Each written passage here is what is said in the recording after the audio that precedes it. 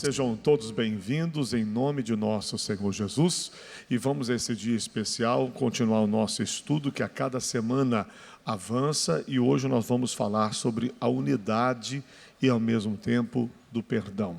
O Senhor Jesus fez a declaração muito importante sobre a igreja. Pois eu te digo que tu és Pedro, e sobre esta pedra edificarei a minha igreja, e as portas do inferno não prevalecerão contra ela. Mateus 16, 18. Que tremendo! O inferno não pode prevalecer contra a igreja de Jesus, mas para vivermos o cumprimento dessa promessa, é necessário entender que a igreja de Cristo não é uma única pessoa. Não podemos agir sozinhos para evangelizar uma nação. Os discípulos de Jesus foram orientados a andar em dupla. Devemos seguir a mesma estratégia. Todo aquele que aceita a Cristo como Senhor e Salvador, torna-se membro do corpo de Cristo. Comparando o corpo humano, a célula sozinha não consegue sobreviver. Todas dependem do sangue para trazer os nutrientes necessários. O sangue depende do estômago e pulmões, que respectivamente oxigenam o organismo. Mas todos esses órgãos vitais precisam do coração, pois sem ele não funcionam. Por sua vez, o coração precisa do oxigênio do sangue para bombear o sangue a todo o corpo. Mas acima de todos está o cérebro, que comanda todo o funcionamento do corpo. Complexo e fascinante, não? Trazendo esta analogia para o mundo espiritual, cada parte do corpo de Cristo precisa estar ligada a Jesus, o cabeça do corpo, mas também deve se relacionar um à outra. Não podemos viver isolados, negligenciando ou ignorando o cuidado com os irmãos. Se alguém diz, eu amo a Deus e aborrece a seu irmão, é mentiroso. Pois quem não ama seu irmão, o qual viu, como pode amar a Deus a quem não viu? E dele temos esse mandamento, que quem ama a Deus, ame também quem? O seu irmão. Vamos dar uma paradinha agora aqui e vamos fazer alguns comentários. O primeiro deles é sobre esse texto dito pelo Senhor Jesus em Mateus 16, 18. Nós, como igreja de Cristo, precisamos assumir essa palavra e crer nela de coração. Somos igreja do Senhor e as portas do inferno não prevalecerão contra a igreja de Cristo. Então, se nós somos a igreja de Jesus, as portas do inferno, os ataques do diabo, tudo aquilo que Satanás envia contra as nossas vidas, não vão prevalecer. E por mais que o inimigo tente fechar o cerco, e ele fecha as portas, dizendo que a igreja não vai avançar, isso não é verdade. A igreja continuará avançando. Mesmo diante de perseguições no mundo, mesmo diante de tanta resistência que Satanás levanta, e estamos vivendo tempos, mesmo no Brasil, né, que algumas resistências se levantam no país contra o Evangelho, contra a igreja de Jesus, tentando de alguma forma impedir o avanço do Evangelho. Aí um levanta uma bandeira, outro levanta outra, e querem ser contra a obra de Deus, mas não adianta. As portas do inferno não vão prevalecer. Tanto não vão prevalecer individualmente, como não vão prevalecer contra o corpo de Cristo como um todo. As obras de Satanás não podem prevalecer na vida daquele que é de Jesus. Nós precisamos ter essa fé, colocar essa fé nesta palavra.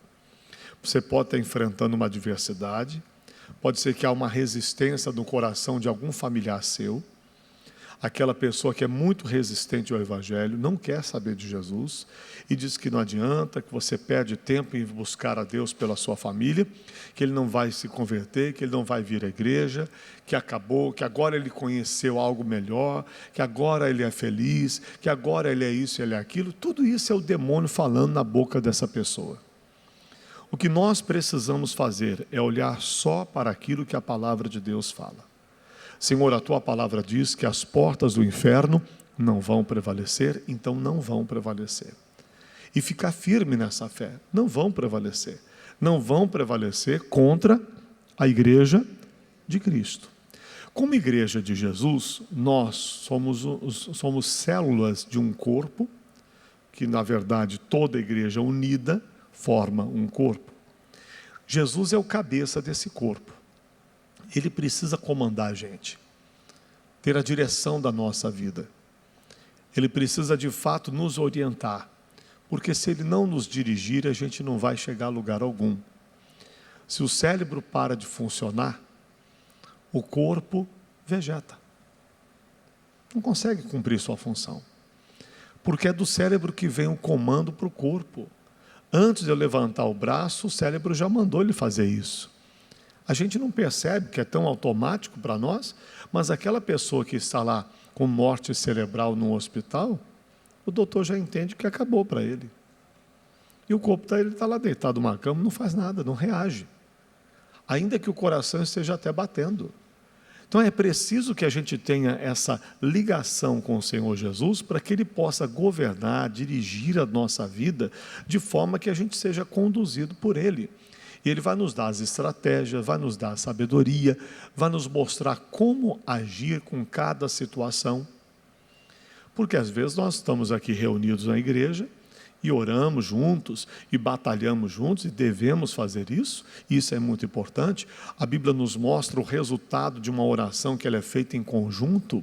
Quando a igreja se une num propósito de oração, ela tem um resultado muito maior do que sozinha. A Escritura diz que 1 afugenta 1.000, 2 afugentam a 10.000.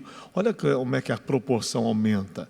Então, à medida em que a gente vai se unindo em oração, num propósito, o resultado é muito maior. E é importante essa oração. Mas, às vezes, sozinho em casa, às vezes no dia a dia nosso, nós estamos enfrentando algumas batalhas com a nossa família. E não vão prevalecer também, não. Estamos em casa, o filho é resistente, a nora, o marido, a esposa, seja quem for, é resistente ao Evangelho, não quer ouvir, às vezes rejeita a palavra, não quer ouvir, não brigue. Não entre em atrito, não entre em discussão com a pessoa, a sua luta não é contra essa pessoa. Busque de Deus uma sabedoria. Às vezes nós, evangélicos, estamos tão assim, naquela sede de querer levar a família a Jesus, que às vezes atropelamos também. E queremos insistir a todo custo que a pessoa faça isso, que ela faça aquilo. Às vezes queremos que ela seja como nós, ou às vezes queremos que ela seja melhor do que a gente. Mas só que nós esquecemos quantos anos estamos caminhando com Jesus e tudo que Deus fez na nossa vida para chegarmos até agora. Uma pessoa uma vez dizia, uma pessoa já de idade, né? E ela dizia, poxa, se eu tivesse a cabeça que eu tenho hoje, quando eu tinha 18 anos. Não é possível. Quantas coisas você viveu esses anos todos para você formar esse pensamento, esse entendimento que você tem hoje? A maturidade vem com os anos. A maturidade vem com o tempo. Vem com as experiências de vida que você teve. Teve com toda uma bagagem que você carrega, que certamente com a idade de 18 anos você não tinha vivido isso. Então você não teria como ter essa cabeça, como ter essa visão, como ter esse entendimento que você tem hoje, naquela idade. Porque simplesmente você viveu tantas experiências que fez você ser quem você é hoje. Então a gente precisa parar de querer achar que alguém tem que ser igual a nós. Não, cada um é cada um. O que nós precisamos é buscar de Deus uma sabedoria para levá-los a Cristo. E crer que Deus vai fazer a obra no coração de cada um deles. Se há uma promessa, e há, que somos nós e a nossa casa, então eles virão. Vamos reivindicá-los. Vamos abençoá-los. Vamos, numa oportunidade que tiver, deixar uma palavra no coração de cada um deles. Vamos, na oportunidade que Deus der, abençoá-los, mas nada de querer convencê-los, porque quem vai convencê-los é o Espírito de Deus. Então deixa o Espírito Santo fazer a obra, porque Ele é muito capaz de fazê-la. Agora, como corpo de Cristo, como povo de Deus, nós precisamos avançar nessa evangelização do Brasil e do mundo. Há uma missão a ser cumprida. As pessoas estão sedentas. O mundo está sedento por conhecer Jesus. E nós podemos fazer a nossa parte. Se cada um fizer aonde estiver, nós vamos ganhando um, outro, vamos somando tudo isso, e a igreja vai avançar cada vez mais, em nome de nosso Senhor Jesus. Amém? Voltando para a nossa lição. O apóstolo Paulo traz uma importante exortação que só é possível praticar em convivência com os irmãos. Vede, irmãos, que nunca haja em qualquer de vós um coração mau e infiel, para se apartar do Deus vivo. Antes, exortai-vos uns aos outros todos os dias, durante o tempo que se chama hoje, para que nenhum de vós se endureça pelo engano do pecado. Bom, aqui Paulo está falando àqueles que já são de Jesus.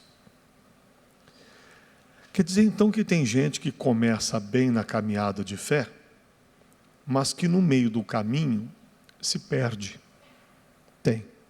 Tem pessoas assim, muita gente, que começou num fervor, numa sede muito grande de Deus, e que no decorrer do tempo foi se deixando esfriar pelos cuidados da vida, Jesus falou, pela fascinação da riqueza, Jesus falou, por coisas que vão distraindo a gente no meio do caminho e que vão fazendo com que aquela pessoa que tinha tamanho fervor se esfrie.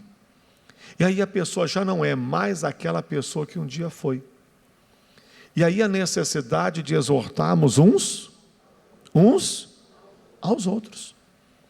Irmão, olha o que você está fazendo, irmão. Exortar. Irmão, deixa eu lhe falar uma coisa. Você percebeu a sua atitude?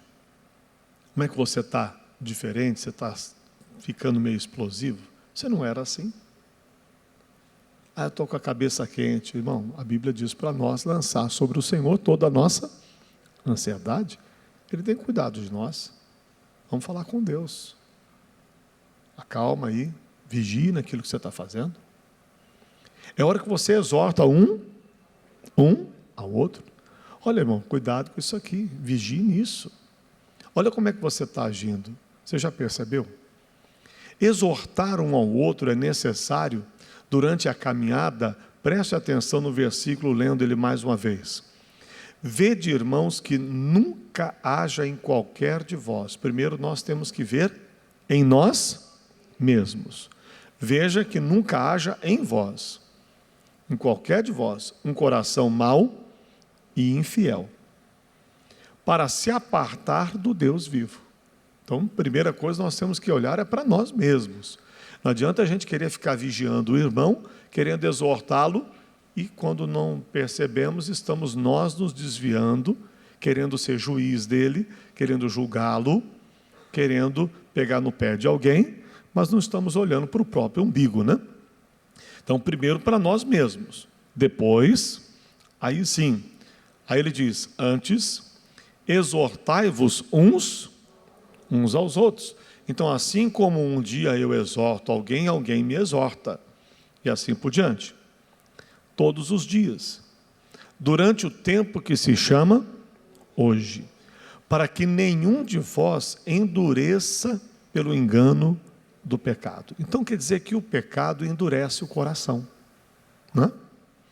O pecado faz com que o coração da pessoa se feche, e quando a pessoa vai se dar conta, ela já não está mais querendo ouvir falar de Deus. O pecado vai endurecendo o coração da pessoa. Mas lembremos que a Bíblia diz que a palavra é como um martelo que esmiuça a penha, né? É um martelo que vai quebrando aquele coração duro. A palavra vai quebrando, vai quebrando, vai quebrando. Nessa exortação, vamos quebrando essa dureza desse coração. Que falemos uns com os outros, que exortemos uns aos outros. Amém? para que este não se perca. Continuando. É certo que precisamos desenvolver nossa comunhão individual com Deus, por meio do Espírito Santo.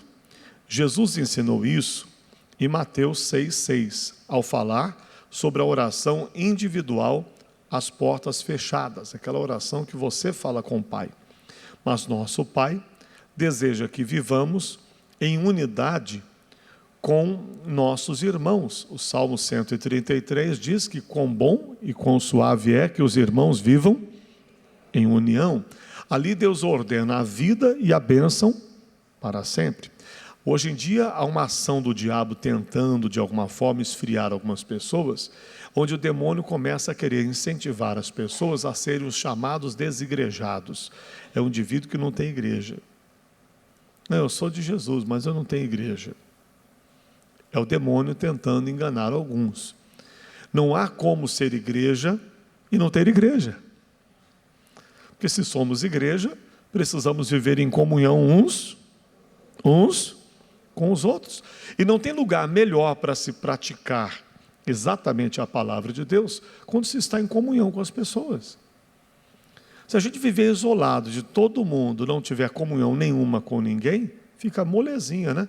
Você não tem que perdoar, você não tem que suportar ninguém, você não tem que se relacionar com ninguém, então você se relaciona com você mesmo, daqui a pouco está você brigando com o espelho sozinho. Mas na verdade não dá para viver assim. Nós somos um ser social que precisamos nos relacionar com as pessoas, seja no trabalho, seja em casa, seja na rua, seja na igreja, em toda a parte, e nós vamos precisar viver os princípios que Deus estabeleceu na sua palavra. Então não há como viver sem viver em comunidade. Continuando, afinal, somos um único corpo. Leia 1 aos Coríntios, capítulo 12, verso 20. Vamos abrir lá? 1 aos Coríntios, capítulo 12, versículo de número 20. Todos acharam? Amém? Aqui o capítulo começa no verso 12, falando sobre essa unidade do corpo. Mas vamos logo ao verso 20, que diz: agora, pois, há muitos membros, mas um corpo. Então, todos nós somos membros de um corpo. Quando aceitamos a Jesus como Salvador, nos tornamos parte desse corpo. Somos membros dele. Cada um tem a sua função. Verso 21. E o olho não pode dizer à mão: não tenho necessidade de ti. Quem já usou a mão para coçar o olho? Já usou? Já usou a mão para lavar os olhos? Já. Então o olho não pode dizer que não precisa da mão. E a mão também não pode dizer que não precisa do olho, porque é aquilo que você vai pegar, os seus olhos é que te ajudam a enxergar o quê, né? Como? De que maneira? Nem ainda a cabeça aos pés. A cabeça não pode dizer que não precisa dos pés, os pés não pode dizer que não precisa da cabeça. Não tenho necessidade de vós, não dá para dizer isso.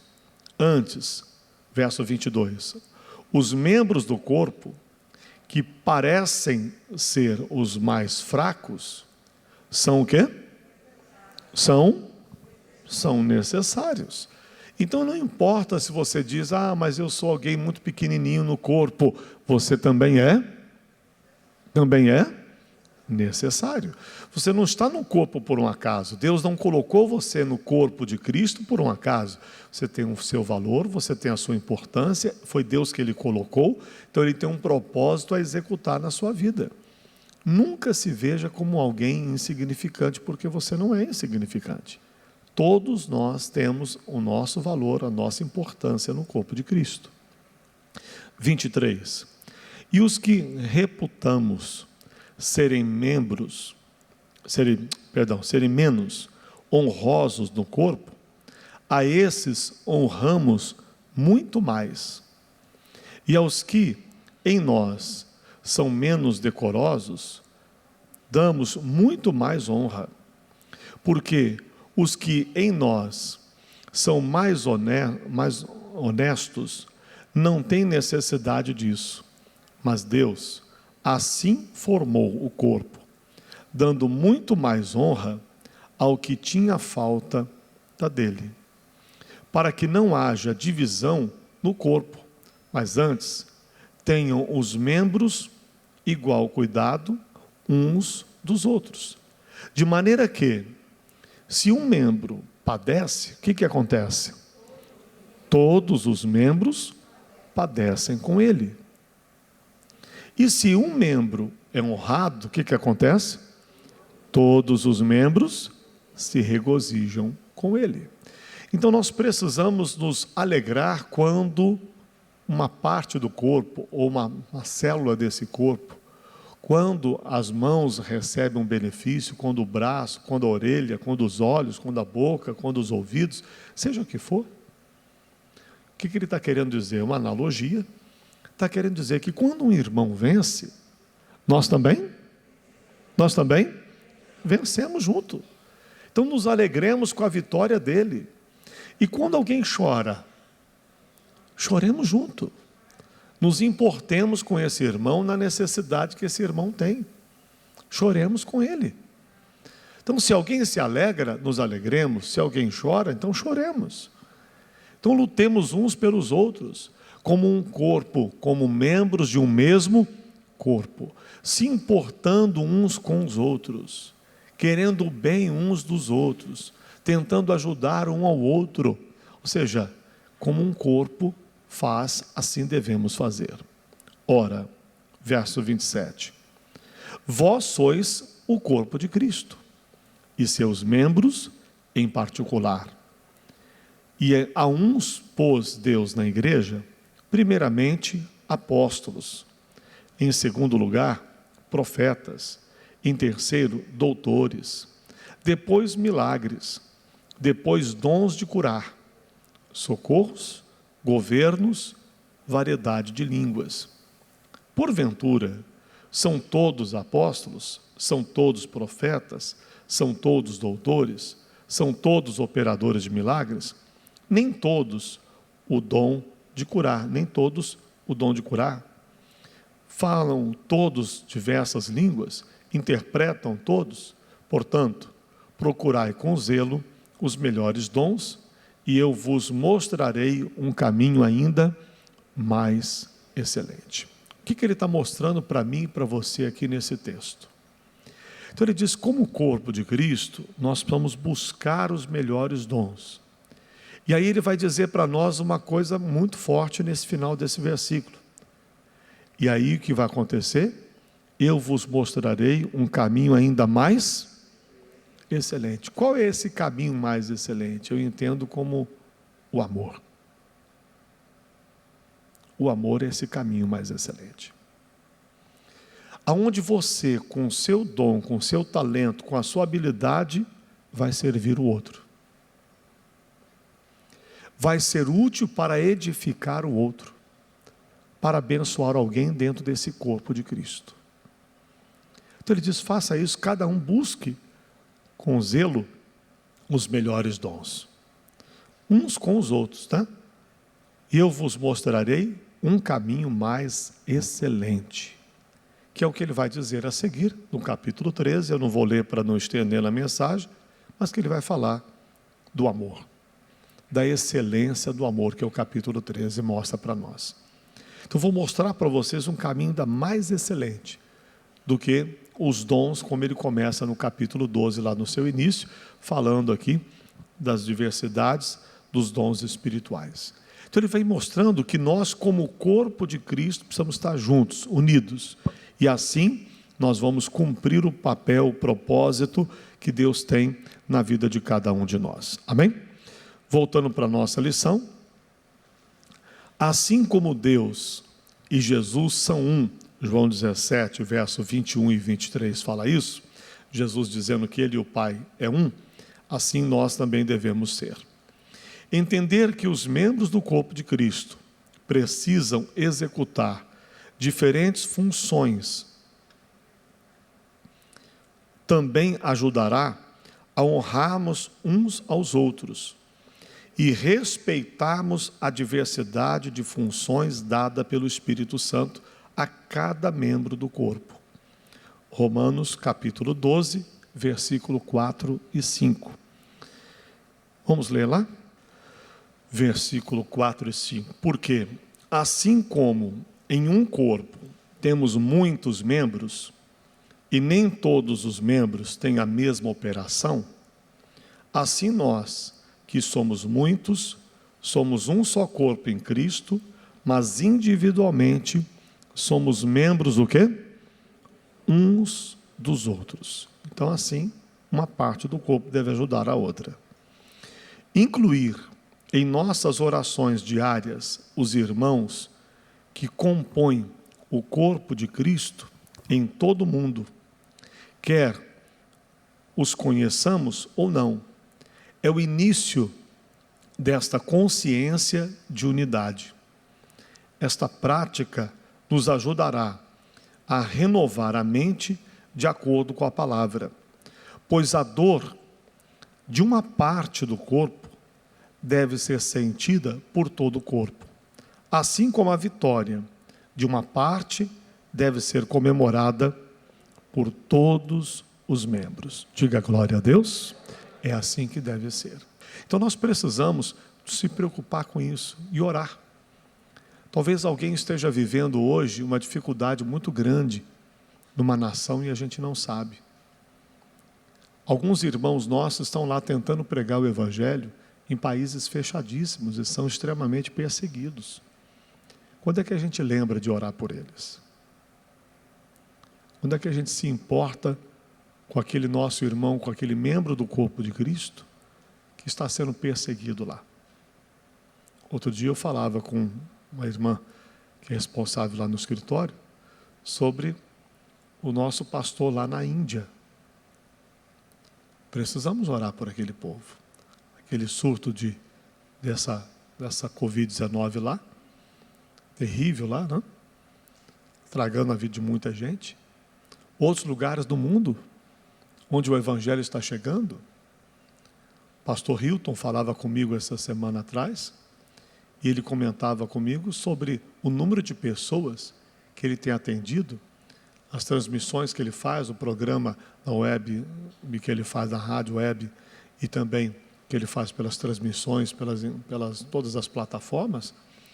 Ele diz: pastor, eu estou chegando a 4,5 milhões de romenos que acompanham ele. Esse pastor, ele falou, dá muito trabalho.